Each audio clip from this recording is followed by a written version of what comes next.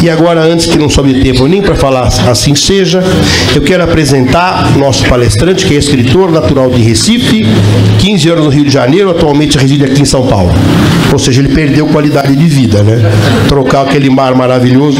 Formado em engenharia química e pós-graduado em marketing, trabalha como executivo de uma multinacional da área de educação. Espírita desde a adolescência, trabalhou muitos anos na Sociedade Espírita Bezerra de Menezes, cujo aniversário a gente lembra hoje, né, doutor Bezerra? Nasceu em 29 de agosto de 1831, em Olinda, e fundou o Grupo de Estudos Espíritas Herculano Pires. Hoje faz parte do núcleo kardecista Antônio Pereira de Souza, em São Paulo. Ele é coordenador do projeto educacional Garrafas ao Mar, da ONG Fraternidade Sem Fronteiras, que trabalha a fraternidade em crianças nas escolas brasileiras e manda auxílio financeiro para as crianças na África. Também desenvolve um trabalho de mentoria profissional para moradores de ruas e famílias em desvantagens econômicas no núcleo assistencial Anita Brisa, aqui em São Paulo. Como escritor, lançou 2 livros em 2018. Empatia, este aqui, que eu estou com ele na minha mala, inclusive. Empatia, porque as pessoas empáticas serão os líderes do futuro, que tem prefácio do palestrante e escritor Rossandro Klingey. E Dora, a raça do amor, livro infantil que trabalha a educação socioemocional das crianças a partir da adoção animal. Ambos lançados pela editora Letra Mais, a mesma de José Carlos de Luca e Rossandro Klingey. Gente, conosco para nossos ouvidos e corações, Jaime Ribeiro.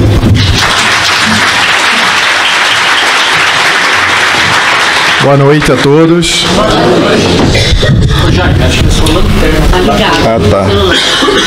Estou tentando segurar o áudio aqui do livro. Que quanto mais o tempo passa, mais fica complexa a nossa relação com a dor.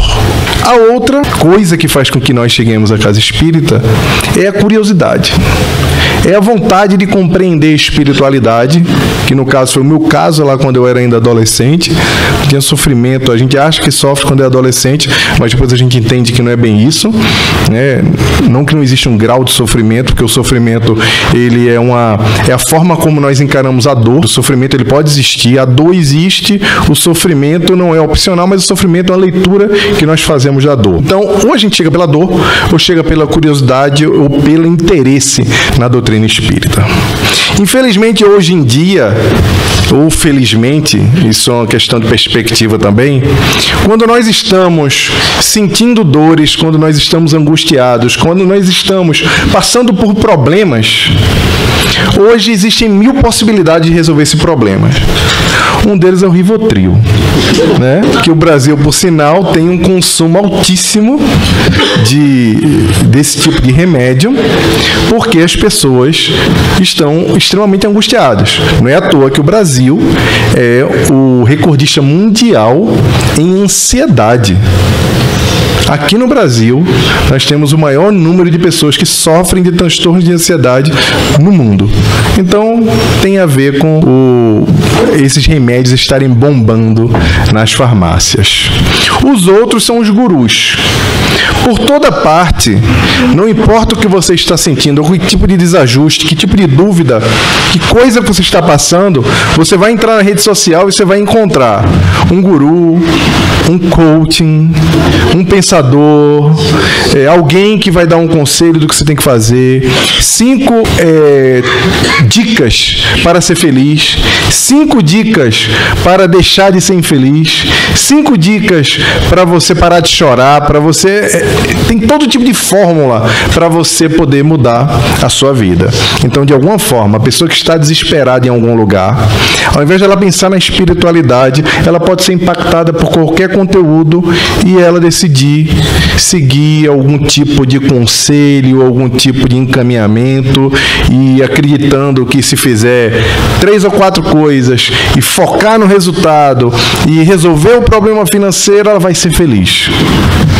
E é uma realidade que a casa espírita hoje, que a espiritualidade, que inclusive as igrejas também estão enfrentando. Então, para cada dor hoje, tem um antídoto. Hoje em dia, usando o mundo digital, se a gente se apropriar um pouco dos termos de marketing e falando no mundo digital, quando a gente pensa que se a gente for esperar que as pessoas hoje cheguem na casa espírita por conta própria, porque sentiram a dor, porque estão curiosas, elas vão a cada dia diminuir. Vai diminuir o número de pessoas que vão chegar na casa espírita, porque as pessoas vão estar sanando com paliativos sobre espiritualidade, sobre condução de vida, ou sobre qualquer um conteúdo que estão disponíveis na internet. Parece um problema, mas necessariamente não é um problema, porque a gente está falando aqui em crescimento orgânico, e quando fala crescimento orgânico, a gente está falando em pessoas que espontaneamente elas vão nos procurar e nós vamos levar mais amor, levar mais espiritualidade para os corações. Por que isso é um problema e não é? Primeiro, porque tem mais conteúdo, e segundo, porque nós precisamos produzir mais conteúdo também. Nós precisamos fazer esse tipo de coisa, como esse trabalho que vai ser feito aqui agora, que é trazer o conteúdo contemporâneo, as coisas que estão acontecendo no mundo efetivamente, para cá, para o nosso dia a dia. Então, eu fico feliz de alguma forma que a gente esteja fazendo isso aqui na casa. Mas por que nós sofremos efetivamente? Se fala na codificação que a felicidade não é deste mundo. Nós vivemos num mundo de prova e expiação. Nós vivemos num sistema, incluídos num sistema, que é um sistema que o tempo todo está variando entre a dor e a alegria. Mas nós não nos acostumamos com isso. Leon Denis fala, e eu vou pedir licença a vocês para ler o que ele fala aqui no Problema do Ser, do Destino e da Dor. Ele fala o seguinte: se desde as primeiras estadas na Terra a alma vivesse livre dos males, ficaria inerte, passiva, ignorante das coisas profundas e das forças morais que nela jazem. Nesse ensinamento, Leon Denis nada mais quer nos trazer a reflexão que por meio da dor, por meio do desconforto, é que nós começamos a transformar a sociedade, por exemplo. Tanto a sociedade na construção de como nós nos ligamos em família, de como nós construímos comunidades agrícolas, como também por meio da dor que nós aprendemos a não repetir os nossos erros. Porque a vida humana, de fato, ela é esse high-low, essa transição entre prazeres e dores. E a dor é extremamente necessária à educação do espírito. O problema é que nós, infantilmente, acreditamos e desejamos que podemos ter uma vida só de alegrias. A gente esquece aquele ensinamento que Maria trouxe por Emmanuel para Chico, do tudo passa. Quando estamos alegres, acreditamos que essa alegria vai durar para sempre. Quando estamos com dor, acreditamos que essa dor também vai durar para sempre. E isso faz com que nós nos impactemos e não mudamos a forma como nos comportemos, ou seja, somos deseducados com a nossa dor. Nós precisamos ter educação quando estamos passando por algum sofrimento, porque sabemos que tanto os períodos de alegria, de bonança, como os períodos ruins, eles também são transitórios, porque nós compreendemos como os espíritas que vivemos no mundo de provas e expiação. É muito infantil a gente achar, e muito egoísta até, de que o mundo sempre será um lugar de gozo, de prazer para nós, e que nós vamos sempre, nunca vamos nos defrontar com situações que vão nos desafiar. Isso não é só porque somos um mundo de provas e expiações. É porque também, nesse processo educativo da dor e do sofrimento, todos nós precisamos passar por essas transformações. Todos nós precisamos passar pelo exercício do sofrimento para deixarmos de ser criaturas frágeis. Será que somos criaturas frágeis? O ser humano em si é frágil? Sim ou não? Não é frágil. Tá. Eu vou me apropriar, e eu me apropriei no meu artigo para falar sobre esse assunto, usando um estudo de um pensador, de um escritor chamado Nassim Taleb. Ele fala que o contrário de frágil não é rígido.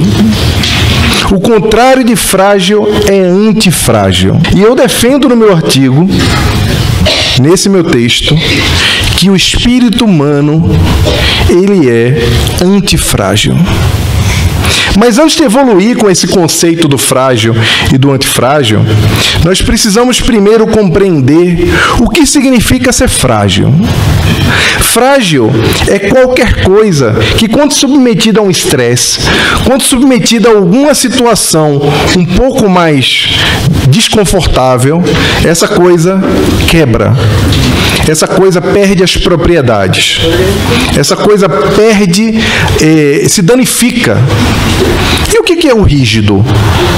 O rígido é uma determinada coisa que, quando submetida aos estressores exteriores, quando submetida a esse caos, ele permanece intacto.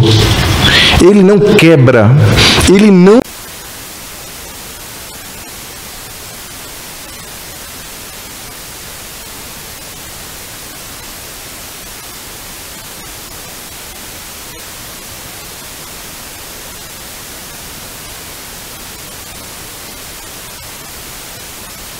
recheado, hein, Gê? Mês de setembro, dia 15, que é o segundo final de semana, tem a corrida. Depois, nos dias 21 e 22, o terceiro EMESP. Quem quer saber tudo sobre cura, sobre magnetismo, se inscreva. Jacomério estará aí comandando uma falange de gente absolutamente entendida para falarmos sobre as grandes conquistas do magnetismo. E nos dias 28 e 29, o 12º Encontro Espírita... Oi? Diz aqui? Ah, tá aqui, ó.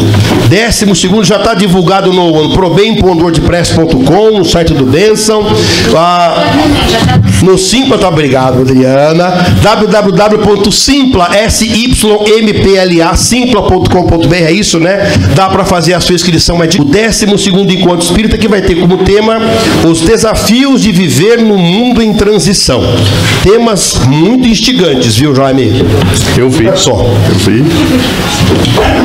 Palestra com Marcos Leão, Doutrina Espírita e Política, a defesa das minorias.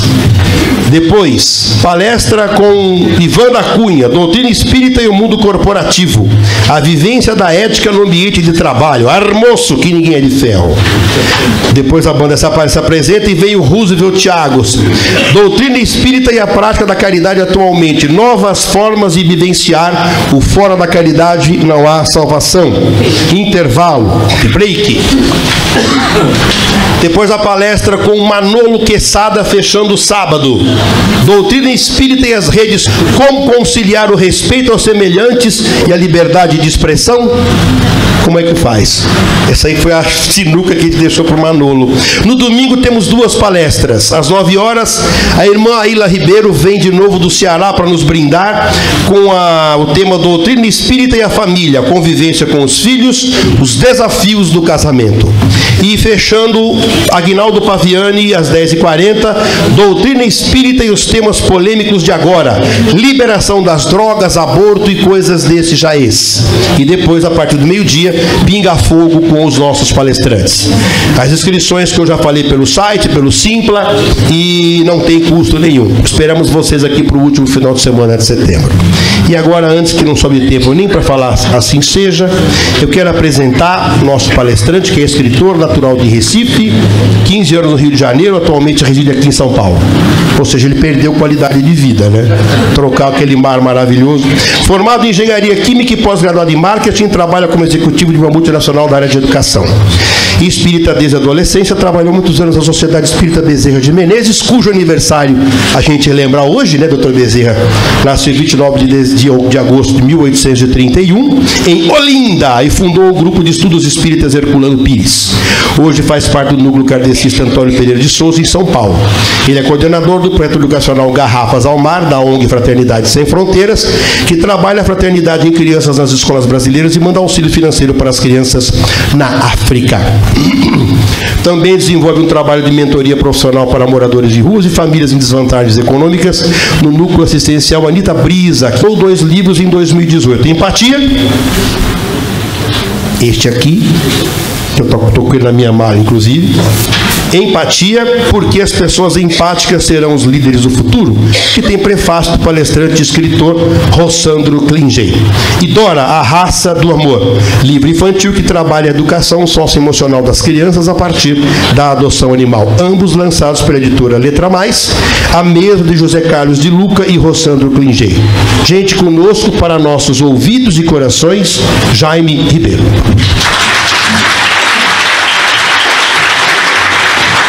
Boa noite a todos. Ah, tá. Estou tentando segurar o áudio aqui.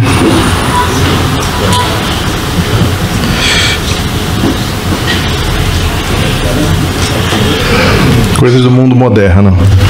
Pessoal, eu aqui de volta, né?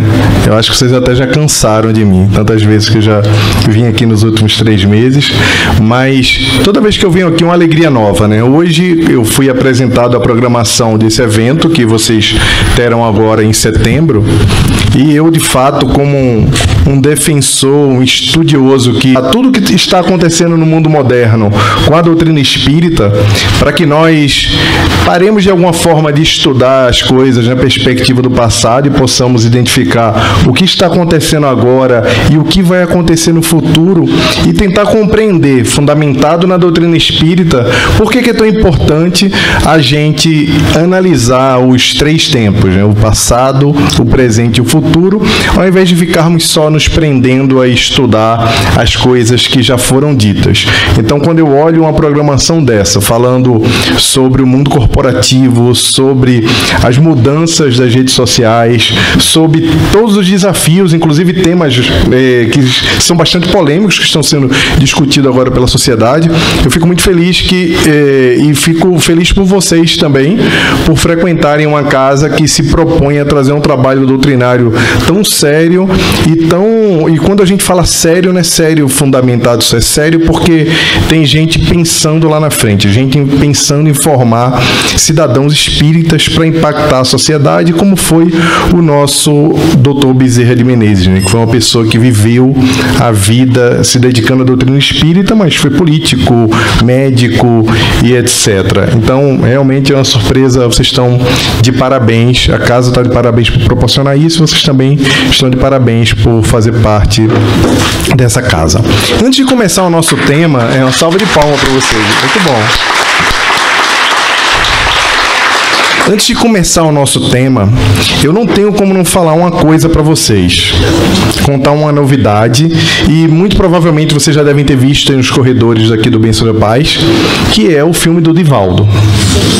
Todo mundo já viu e sabe que o filme do Divaldo, Mensageiro da Paz, que fala um pouco, porque não dá para falar num filme da vida de um ser humano como Divaldo, vai estrear no dia 12 de setembro. Só que eu tive a sorte, porque você sabe, quem tem amigo tem tudo, né? Eu já dizia as músicas aqui, né? E aí, eu não sou uma pessoa importante, mas eu tenho amigos importantes e bacanas. Então, um dos meus amigos me convidou para assistir esse filme antes da pré-estreia, que é agora na terça-feira. Então, eu consegui assistir o filme de Divaldo 2 semanas atrás, numa cabine, e, sinceramente, eu tinha uma expectativa muito grande sobre o filme, mas depois que eu assisti o Kardec, que foi um filme que me emocionou muito, mas eu esperava que Kardec fosse um filme que eu conseguisse chamar um amigo meu que não é espírita ou algum familiar e dizer, deixa eu te mostrar aqui na perspectiva do pensamento do codificador o que aconteceu e por que é tão importante o espiritismo para a humanidade. É que ele de alguma forma não cumpriu esse papel. Para nós espíritas foi muito bacana, mas para a gente apresentar a doutrina espírita ele não serviu, até porque deveria ser uma série da Netflix, vocês não concordam? Com certeza. É uma série, não é um filme, é muita coisa para conversar. Eu até, num grupo que eu faço parte de WhatsApp hoje, eu estava conversando com a turma dizendo o seguinte, se fosse eu faria uma coisa mais ousada. Eu ia colocar um pouco mais de ficção mesmo, colocar um pouco de mistério, porque existia uma onda de mistério pairando lá naquela época em Londres, por conta, em toda a Europa, para falar a verdade, né, que começou nos Estados Unidos. Então, quando eu cheguei cheguei para ver o Divaldo e eu falei, eu acho que vai ser muito bom, incrível, mas eu não sei o que vai ser do filme. Que aconteceu comigo uma coisa assim terrível, que não tinha acontecido, nunca mais tinha acontecido em filme nenhum. Porque eu passei, sem assim, exagero algum, eu passei 60% ou 70% do filme chorando ou sorrindo. Chorando e sorrindo. O Clóvis Mello, que é o diretor, ele me adicionou no Instagram 2 dias atrás, e ele estava trocando uma ideia comigo e eu falei, cara, você me fez chorar e rir o tempo todo. Então, cinema é muito isso, né? Que é a tragédia e a comédia. Então, ele faz com que a gente se sinta completamente emocionado com a história do Divaldo. Então, não percam de jeito nenhum. Além de que o que aconteceu comigo depois do filme foi uma reflexão profunda que eu pensei, será que eu estou fazendo o suficiente pela humanidade? Será que é só fazer palestra, estar no Garrafas ao Mar, na Fraternidade Sem Fronteira, tentar fazer alguma transformação social dentro do meu trabalho material para fazer com que o mundo seja um lugar melhor, usar minhas redes sociais para provocar pensamento crítico e fazer com que as pessoas reflitam um pouco mais em como a gente constrói um mundo melhor, ou eu tenho que fazer mais? Então, essa é a reflexão que vem. E aí esse filme, ele traz uma coisa muito especial também. Esse filme, eu também, sabe a história de quem tem amigo tem tudo, né? Esse filme, ele vai vir com um livro. Um livro que foi escrito por uma amiga minha, chamada Daniela Migliari, que é de Brasília. É uma escritora assim, fabulosa. E ela fez esse livro no set da filmagem, que eu vou mostrar algumas coisas aqui para vocês. Eu não estou vendo o que vocês estão vendo, mas tá aqui o que é. Tem uma foto que é incrível, que é a Joana de um lado e o Máscara de Ferro. Eu não sei se vocês sabem quem é o Máscara de Ferro, mas é esse rapaz aqui. O Máscara de Ferro era um amigo virtual do Divaldo, para não usar de outras palavras, porque não era exatamente um amigo. E aqui, olha que foto linda, Regiane Alves de Joana e o Máscara de Ferro dela, que era um obsessor do Divaldo durante muitos e muitos anos. E é maravilhoso. E esse livro, infelizmente, ele não está na livraria ainda. Hoje eu estou sendo um pouco snob, tá, gente? Vocês me perdoem, né? Ele não está na livraria ainda. Eu recebi ontem, eu estava até mostrando para a Beth agora há pouco, que a escritora ficou mandando mensagem para mim. Como é que você recebeu o livro? Eu não tenho ainda. Eu falei, são os amigos que são muito bacanas comigo. Mas, brincadeiras à parte, o livro está lindo, como vocês viram. Ele vai ser lançado na Bienal do Rio de Janeiro agora, que eu vou estar na Bienal do Rio de Janeiro amanhã. Vou viajar para o Rio para fazer 2 finais de semana de lançamento com o Rossandro e com o Haroldo, dos livros. E a Daniela está lançando o livro lá na Bienal. Se vocês se interessarem também, eu falei para a Beth, falem lá com a editora, para vocês não deixem de ter, porque é incrível. E os 7 é um momento histórico para o espiritismo. E é uma propaganda, mas é uma propaganda do bem, né? Aquela coisa que, olha, é um negócio que mexeu tanto comigo que eu não tinha como compartilhar. Onde eu vou, eu estou falando, então, Clóvis, a equipe, a Estação Luz, o pessoal, o Raul Dória, o Girão, tá todo mundo muito de parabéns por conta disso. Mas eu não vim falar hoje sobre Divaldo. Vocês podem até me chamar depois para falar sobre Divaldo, o filme. Eu vim falar sobre uma coisa que nos acompanha desde que nós nascemos. O que nos acompanha desde que nós nascemos? A dor. Eu hoje queria falar um pouco e refletir com vocês sobre a dor, o porquê sofremos. E como falei que eu me ocupo bastante parte do meu tempo de estudo doutrinário em compreender como a gente pode trazer as reflexões dos filósofos e pensadores modernos para agora, para fazer com cruzar ele com a doutrina espírita e trazê-los para agora, eu comecei a fazer uma reflexão recentemente e por meio dessa reflexão eu escrevi um texto que foi publicado ontem no blog da Intelitera, que se chama O Problema da Dor e a Antifragilidade do Espírito. Depois vocês procuram o texto que a gente vai falar um pouco sobre ele hoje, mas é uma reflexão sobre esse momento que todos nós sentimos e que a gente sempre espera que não vá sentir, mas que sabemos que ela sempre faz parte do nosso dia. Ou nós estamos tendo alegrias, ou nós estamos tendo dores. Via de regra, quando as pessoas chegam à casa espírita, elas chegam por 2 grandes motivos. O primeiro deles é pela dor, e a maioria é pela dor, pelo sofrimento, e é por isso que as pessoas procuram a doutrina espírita espírita. E em especial por isso que as pessoas com um pouco mais de idade procuram a doutrina espírita também, porque depois as coisas vão ficando um pouco mais complexas na medida em que a idade avança. E Leon Denis fala sobre isso no livro O Problema do Ser, do Destino e da Dor. Leon Denis fala bastante sobre isso na parte da dor, que é lá no final do livro. Que quanto mais o tempo passa, mais fica complexa a nossa relação com a dor. A outra coisa que faz com que nós cheguemos à casa espírita é a curiosidade.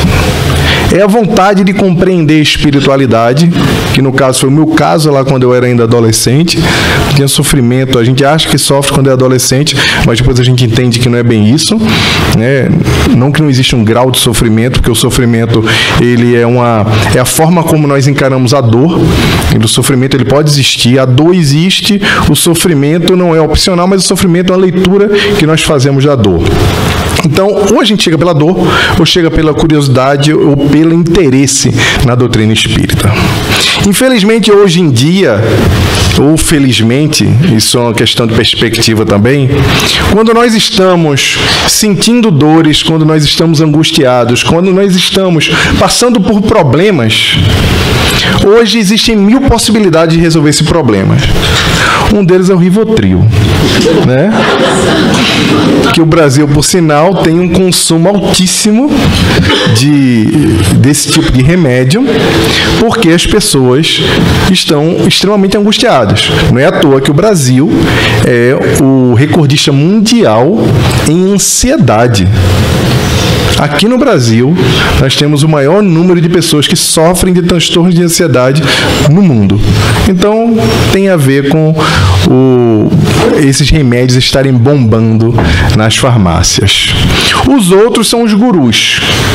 Por toda parte, não importa o que você está sentindo, que tipo de desajuste, que tipo de dúvida, que coisa que você está passando, você vai entrar na rede social e você vai encontrar um guru, um coaching, um pensador, alguém que vai dar um conselho do que você tem que fazer, 5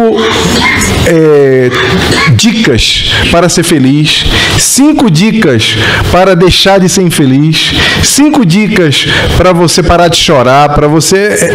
tem todo tipo de fórmula para você poder mudar a sua vida.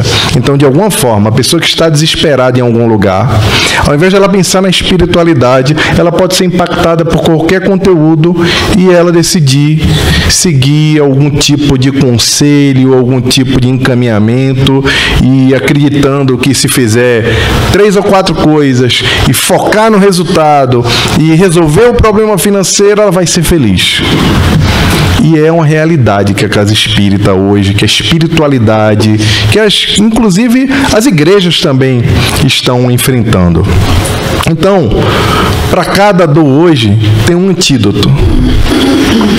Hoje em dia, usando o mundo digital, se a gente se apropriar um pouco dos termos de marketing e falando no mundo digital, quando a gente pensa que se a gente for esperar que as pessoas hoje cheguem na casa espírita por conta própria, porque sentiram a dor, porque estão curiosas, elas vão a cada dia diminuir.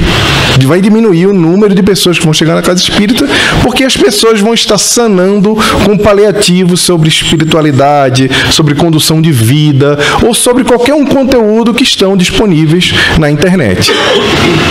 Isso parece um problema, mas necessariamente não é um problema, porque a gente está falando aqui em crescimento orgânico, e quando fala crescimento orgânico, a gente está falando em pessoas que espontaneamente elas vão nos procurar, e nós vamos levar mais amor, levar mais espiritualidade para os corações. Por que isso é um problema e não é? Primeiro, porque tem mais conteúdo. E segundo, porque nós precisamos produzir mais conteúdo também. Nós precisamos fazer esse tipo de coisa, como esse trabalho que vai ser feito aqui agora, que é trazer o conteúdo contemporâneo, as coisas que estão acontecendo no mundo efetivamente, para cá. para o nosso dia a dia. Então, eu fico feliz de alguma forma que a gente esteja fazendo isso aqui na casa. Mas por que nós sofremos efetivamente? Se fala na codificação que a felicidade não é deste mundo. Nós vivemos num mundo de prova e expiação.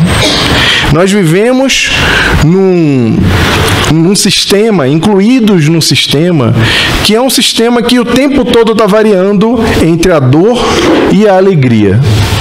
Mas nós não nos acostumamos com isso. Leon Denis fala, e eu vou pedir licença a vocês para ler o que ele fala aqui no Problema do Ser, do Destino e da Dor.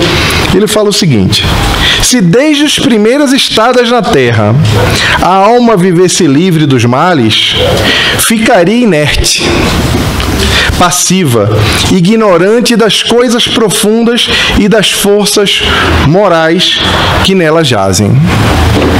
Nesse ensinamento, Leon Denis nada mais quer nos trazer a reflexão que por meio da dor, por meio do desconforto, é que nós começamos a transformar a sociedade, por exemplo.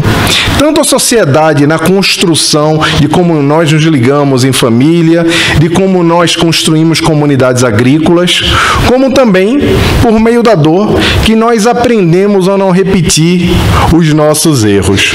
Porque a vida humana, de fato, ela é esse high-low, essa transição entre prazeres e dores. E a dor é extremamente necessária à educação do espírito. O problema é que nós, infantilmente, acreditamos e desejamos que podemos ter uma vida só de alegrias. A gente esquece aquele ensinamento que Maria trouxe por Emmanuel para Chico, do tudo passa. Quando estamos alegres, acreditamos que essa alegria vai durar para sempre. Quando estamos com dor, acreditamos que essa dor também vai durar para sempre. E isso faz com que nós nos impactemos e não mudamos a forma como nos comportemos, ou seja, somos deseducados com a nossa dor. Nós precisamos ter educação quando estamos passando por algum sofrimento, porque sabemos que tanto os períodos de alegria, de bonança, como os períodos ruins, eles também são transitórios, porque nós compreendemos como os espíritas que vivemos no mundo de provas e expiação. E é muito infantil a gente achar, e muito egoísta até, de que o mundo sempre será um lugar de gozo, de prazer para nós. E que nós nunca vamos nos defrontar com situações que vão nos desafiar. Isso não é só porque somos um mundo de provas e expiações. É porque também, nesse processo educativo da dor e do sofrimento, todos nós precisamos passar por essas transformações. Todos nós precisamos passar pelo exercício do sofrimento para deixarmos de ser criaturas frágeis. Será que somos criaturas frágeis? O ser humano em si é frágil?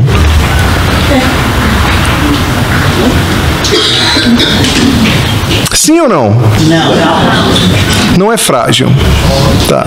Eu vou me apropriar, e eu me apropriei no meu artigo para falar sobre esse assunto, usando um estudo de um pensador, de um escritor, chamado Nassim Taleb. Ele fala que o contrário de frágil não é rígido. O contrário de frágil é antifrágil. E eu defendo no meu artigo, nesse meu texto, que o espírito humano, ele é antifrágil. Mas antes de evoluir com esse conceito do frágil e do antifrágil, nós precisamos primeiro compreender o que significa ser frágil.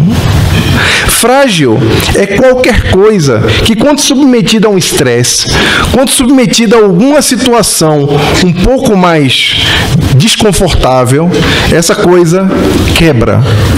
Essa coisa perde as propriedades. Essa coisa perde, se danifica. E o que é o rígido?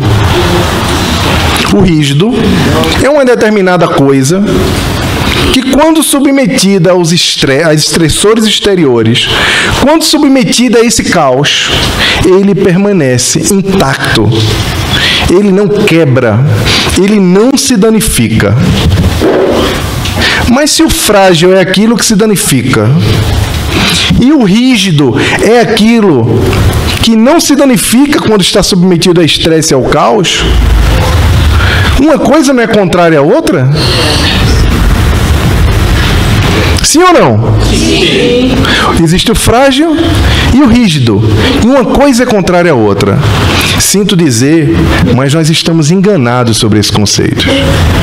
A palavra humana, os nossos idiomas, todos os idiomas, o inglês, o árabe, o português, ele não tem uma palavra apropriada para descrever o contrário do que é frágil. Porque o contrário do que é frágil não é o rígido. O rígido é aquilo que, submetido ao caos, submetido ao estresse, não tem qualquer modificação. E o antifrágil, que é essa palavra que o Nassim criou, são coisas que, quando submetidas ao estresse, quando submetidas ao caos, quando submetidas a coisas completamente fora do controle, se tornam melhores. Por isso que existe uma grande diferença entre o rígido, que com isso nada aprende, que em nada se modifica, com o antifrágil. E o nosso espírito é antifrágil. Nós somos a maior expressão divina do conceito do antifrágil. Por quê?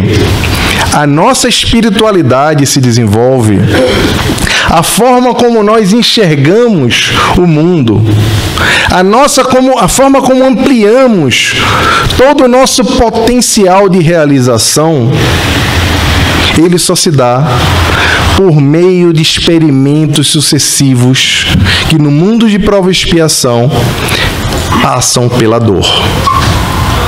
Não é à toa que Jesus, quando trouxe o Sermão da Montanha e falou: bem-aventurados os aflitos, porque eles serão consolados. E depois de todo o Sermão da Montanha falando das bem-aventuranças, nessa mensagem extraordinária e atemporal, que até hoje nos emociona tanto, logo em seguida no Evangelho de Mateus, ele fala: vós sois o sal da terra. E no próximo versículo, vós sois a luz do mundo. Não é à toa que depois que Jesus nos fala que somos bem-aventurados porque estamos sofrendo e somos injustiçados, porque o sofrimento ele não é só na pele, não. O sofrimento às vezes acontece no trabalho, quando somos injustiçados, quando nos passam para trás, quando nos caluniam dentro do nosso ambiente, seja o ambiente do trabalho, seja no ambiente familiar. Quando acontecem as múltiplas possibilidades de dor nesse planeta.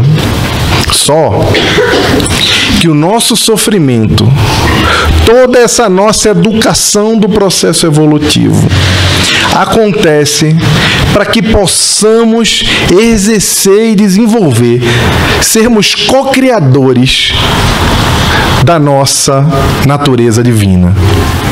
Quando o próprio Jesus nos falava: vós sois deuses. Será que poderemos nos tornar o sal da terra se nos tornarmos sem sabor por causa das vicissitudes e intempéries da vida? Será que poderemos ser a luz do mundo, como o Mestre nos falou, se deixarmos apagar a chama e o brilho da nossa alegria por causa do sofrimento e das impossibilidades de relação que os outros nos ofertam no campo da comunidade? Obviamente que não. Toda vez que estamos sofrendo, toda vez que a dor é difícil para cada um de nós, é porque o conjunto das forças que nos circulam no universo, o conjunto das forças que está ao nosso redor, é mais poderoso e mais desgastante do que todas as nossas possibilidades interiores, toda a nossa divindade que está atribuída no nosso espírito humano, que não é capaz de suportar todo esse caos e toda essa diferença. Por isso que quando nós nos educamos com sofrimento, quando nós compreendemos que as coisas que acontecem ao nosso redor têm uma razão, e isso a doutrina espírita nos explica de uma forma incrível quando nos traz a lei de causa e efeito, quando nos traz a lei de reencarnação e a própria lei do progresso. Quando nós compreendemos que esses exercícios são exercícios caóticos divinos, que estão no meio dessa organização universal para fazer com que cada um de nós nos tornemos seres melhores. Quem aqui de nós não conhece pessoas que depois de passar por situações de extrema dor se transformaram em grandes realizadores? Todos nós, quando passamos por coisas que mexem no fundo do nosso ser, que doem demasiadamente, nós temos algumas reações que são reações previsíveis. A primeira delas é o choro, é quebrar, é se fragilizar, é não conseguir reagir diante daquela dor. A segunda é endurecer o coração, é se revoltar, é acreditar que não existe a justiça divina e que as coisas não estão regidas por uma ordem universal. E quando nos enrijecemos, quando reagimos a esse processo da dor, fazendo com que o nosso coração vire pedra e comecemos a despejar o nosso lixo emocional na vida dos outros, começamos a perturbar o ambiente e perturbar a vida das pessoas, porque um dia fomos perturbados, porque agora nos auto-intitulamos pessoas fortes, pessoas de gelo, de pedra e sem coração. Mas as pessoas de gelo e de pedra e sem coração, elas são exatamente iguais às pessoas frágeis que estão chorando nos leitos ou estão chorando em casa, escondido no ombro de um amigo. Porque a fragilidade e a rigidez são dois atributos completamente incompetentes para nos realizar no nosso maior propósito, que é o progresso divino. E a vida vai repetir todas as lições até que tenhamos aprendido a lidar com cada uma delas. A vida vai nos ensinar de uma forma ou de outra para que compreendamos que aquela dor tem o propósito de nos transformar em antifrágeis, nos transformar em pessoas melhores do que éramos antes desta dor. Vocês podem estar pensando, mas Jaime, é muito difícil. A dor é dilacerante. E qual é a minha resposta para vocês? É mesmo. Dói. É difícil. Doeu também para a doutora Daniela, uma amiga que casara-se muito jovem. Casou-se com um médico, um jovem médico promissor, e logo precisou fazer concessões na própria vida. Logo, logo precisou desistir do sonho de se tornar juíza. Estava muito bem nos estudos para o concurso, tinha uma carreira promissora, mas precisou abdicar para poder formar a família e contar com a plenitude daquele amor. Mas quanto mais ela se envolvia naquela relação, quanto mais a intimidade ficava pesada para o casal dentro de casa, mais qualquer coisa que acontecesse era culpa dela. Quando ficou desempregada, foi humilhada. Quando demorou para ter o bebê, a culpa era dela. Qualquer coisa que acontecia em casa, ela era sempre desmerecida. E começou a se sentir culpada. Quanto mais era culpada, quanto mais era julgada pelo seu cônjuge, mais se esforçava para poder mostrar que tinha valor. Uma mulher bonita, inteligente, educada, com potencial maravilhoso, mas começou aos poucos a acreditar que não era ninguém, que não era digna de amor. E quanto mais era humilhada, quanto mais era excluída, mais se esforçava por dar pequenos presentes, pequenos agrados para o marido, para que o marido passasse a amá-la. E um dia era a comida que ele mais gostava, no outro dia era a roupa que ele mais gostava, que ela ficava esperando ele chegar do trabalho, e muitas vezes ele nem notava. Ele não estava preocupado com isso. Estava mais preocupado em viver e governar um mundo que parecia girar ao redor dele próprio. E assim foram se arrastando-se anos, sendo acusada de frágil. Sofria de enxaqueca e quando estava encolhida no sofá, ouvia gritos: levanta daí, deixa de frescura. Qualquer coisa era motivo de crítica. No meio da conversa, no meio das rodas sociais, quando vinha dar uma opinião sobre qualquer coisa, era humilhada pelo próprio marido. Quando, obviamente, depois de alguns anos, conseguiu compreender que estava numa relação abusiva. Conseguiu compreender que vivia sob dependência emocional. E conseguiu, por meio da ajuda de psicoterapeutas, se libertar daquela relação. Mas não foi fácil. Sofreu muito. Pensou em voltar.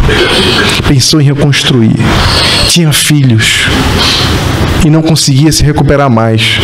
E continuava sendo humilhada na separação.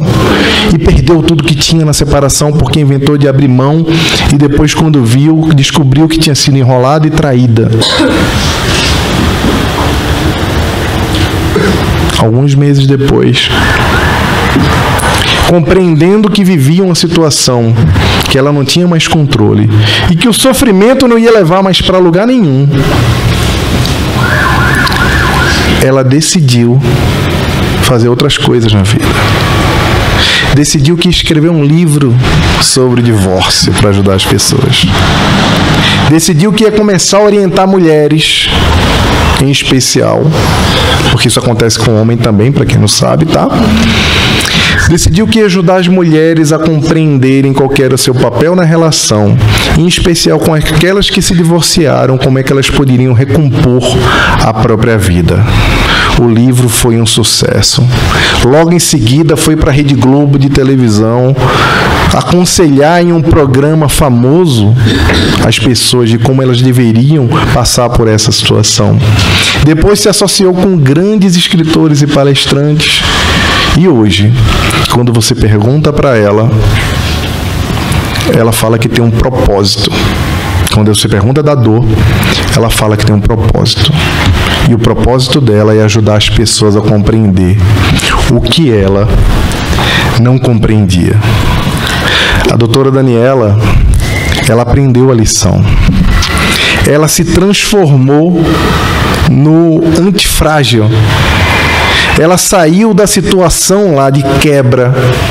Ela poderia ter se transformado em uma pessoa que não queria mais saber de relações, nem queria saber mais sobre... esquecer tudo aquilo que aconteceu. Mas ela fez o contrário.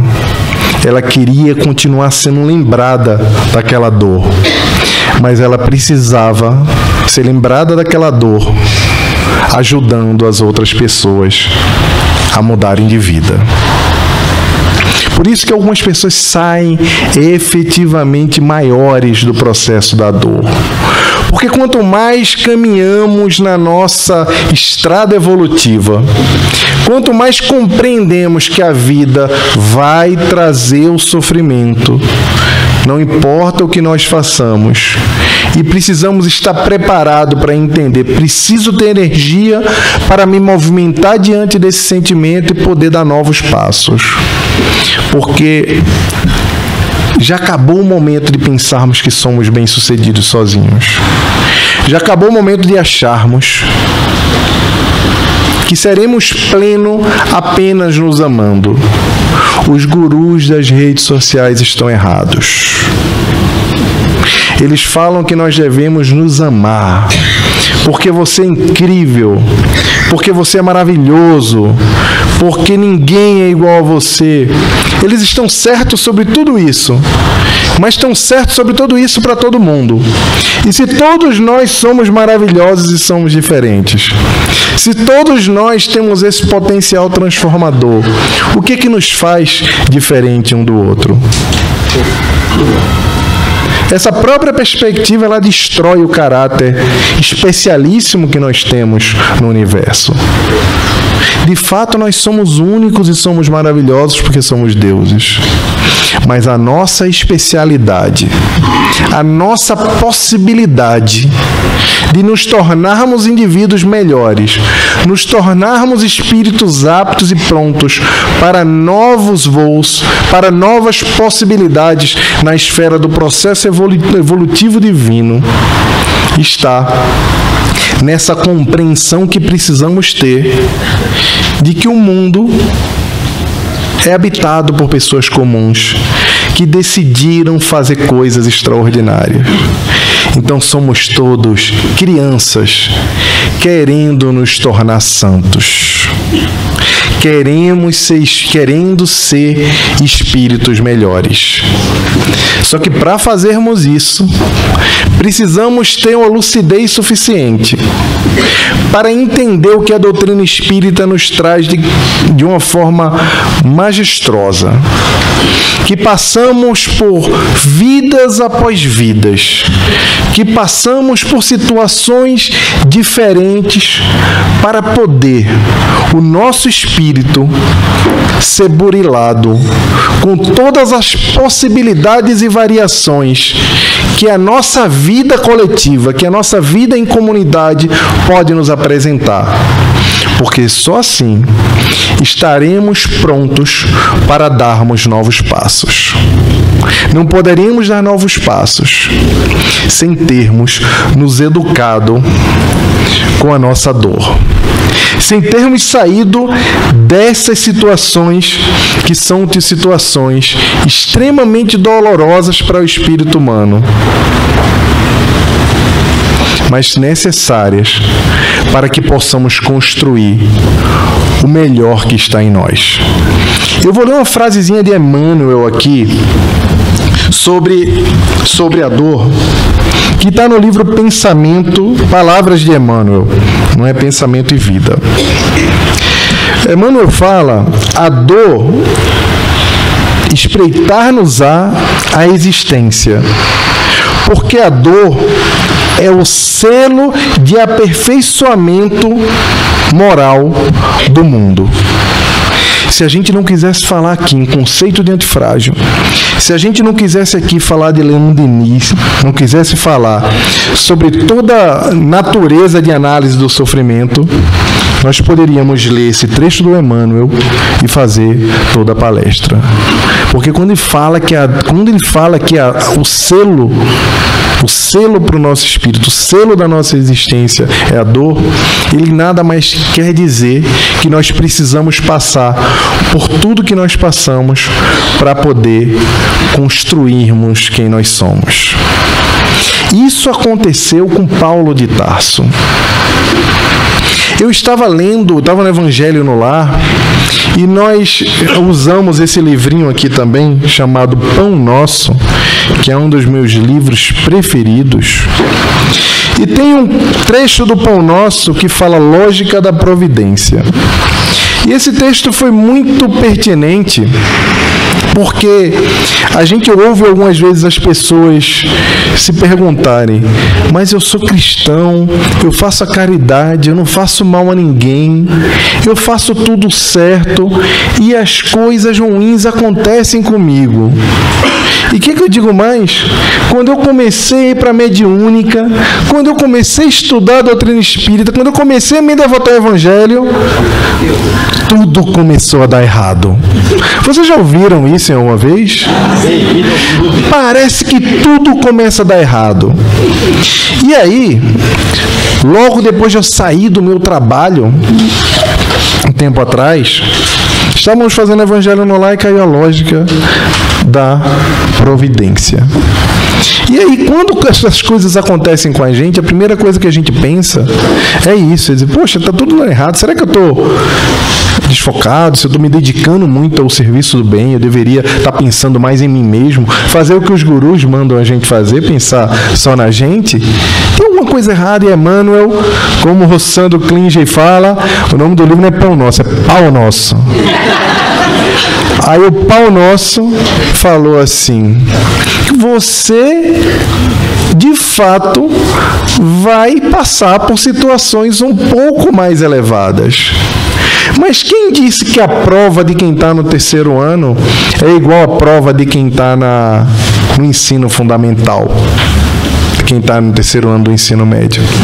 Quem falou que as coisas são mais fáceis para quem está galgando possibilidades espirituais mais sofisticadas, como aquelas a que nós nos propomos, querendo nos transformar em espíritos antifrágeis para passarmos para uma outra etapa evolutiva? Então, Emmanuel fala nesse capítulo aqui, que na página 137, depois vocês deem uma olhada, capítulo 154, ele fala que de fato isso acontece. Mas acontece da gente ser mais provado. Porque Deus, sabendo que estamos mais preparados e compreendemos mais, Ele de fato começa a nos experimentar e acelerar a situação. Eu estou falando com as minhas próprias palavras, mas não leio. Mas em resumo, você está preparado, você compreende, você está mais equilibrado. Então agora, vamos colocar um pouquinho mais de carga que ele aguenta, igual na academia. Coloca a carga que ele aguenta. Em resumo, é isso. E o que a gente viu na vida de Paulo foi exatamente isso. Paulo, quando estava a caminho de Damasco, e ele teve a visão do Cristo, o Cristo perseguido por ele, estava a caminho de Damasco para aniquilar, prender e matar os cristãos daquele início do cristianismo, Ananias e os seus parceiros. Quando ele estava indo prender as pessoas cristãs em Damasco, Cristo apareceu para ele. E quando Cristo apareceu, convocando-o ao serviço, ele ficou tão impactado com aquela visão. E ao mesmo tempo se colocou de joelhos e automaticamente decidiu que ia se dedicar, ia transformar a vida dele para se dedicar ao Cristo. O resto da história, a maioria de nós já sabemos. Depois desse movimento, foi só penúria. Foi só dificuldade. Foi para a casa do pai, foi deserdado e foi jogado para o lado. Se escondeu no deserto, na floresta, precisou lutar contra os próprios irmãos, os próprios cristãos primitivos que estavam ali, que não tinham compreendido tão bem a palavra do Cristo como ele, como o grande antagonista do Cristo conseguiu compreender, e ainda no final foi crucificado como Jesus e falou que não merecia aquela condição de ser crucificado igual Cristo e pediu para que colocassem a cruz de cabeça para baixo para poder, porque ele não era digno de morrer como Cristo morreu. Toda a vida dele foi uma vida de provação. Se Jesus, que diante de todos os sacrifícios que ele fez por nós, ainda assim, ele preferiu, sendo poderoso como o ser mais poderoso que já viveu aqui na terra, ele preferiu morrer do que matar. Se entregou para poder dar o exemplo de amor e depois nos mostrar e nos dar a maior prova, a coisa mais importante que Jesus nos fez, que foi a comprovação da vida após a morte. Paulo de Tarso, depois de se converter e virou grande apóstolo do cristianismo, aquele que muito provavelmente, se não fosse a existência, nós demoraríamos talvez centenas de anos para descobrirmos a mensagem do Cristo como a mensagem nos chegou, que foi por meio da carta de Paulo, foi por conta das viagens dele que nós conseguimos fazer com que o cristianismo se disseminasse e nós estivéssemos aqui falando no Cristo hoje, 2000 anos depois. Se para eles foi difícil, se para esses grandes missionários, espíritos que vieram aqui na Terra para mudar o mundo, para fazer com que o coletivo desse outros saltos, a vida foi um pouco mais difícil, imagine para nós que somos seres comuns. Mas não devemos nos preocupar com as grandes transformações globais, com os grandes planos que parecem apavorar toda a sociedade no momento, porque infinitamente superior ao plano dos homens é o plano do Cristo, é o plano divino. Se nós fizermos a transformação dentro de nós, começando antes da caridade, porque às vezes entendemos que temos que fazer a caridade, ajudar o outro, dar esmola, auxiliar, e esquecemos a coisa mais importante que tem que ser feita, que é a reforma íntima. Porque não adianta você doar e você não está fazendo nada para construir um homem melhor, uma mulher melhor dentro de você, dominando, compreendendo as suas sombras, convivendo com a dor de uma forma completamente diferente. Então, além do movimento da mão, nós precisamos também fazer um movimento do pensamento e da vontade. E só por meio da vontade, como disse Emmanuel, nós seremos capazes de dominar todos os mecanismos que estão na nossa mente, nos nossos pensamentos, fazendo com que as nossas emoções e a nossa razão possam entrar numa sintonia tão poderosa e nos facilitar a compreensão de cada mecanismo da dor que é proporcionado para cada um de nós. Então, meus irmãos, a mensagem de hoje é uma mensagem muito simples. E eu poderia levantar daquela cadeira e vir para aqui e falar só uma frase e já estaria contemplado para todos nós. Bem-aventurados os aflitos, porque eles serão consolados. Muita paz e eduquem-se com a dor de cada um de vocês, porque o Cristo está tomando conta de nós. E nós temos uma grande tarefa, que é nos transformarmos em seres antifrágeis, em pessoas que diante do caos, diante da impossibilidade, diante das agressões, diante da passada para trás, diante da ingratidão, diante da traição, um ser humano melhor vai nascer dentro de cada um de nós. Que Jesus abençoe a todos.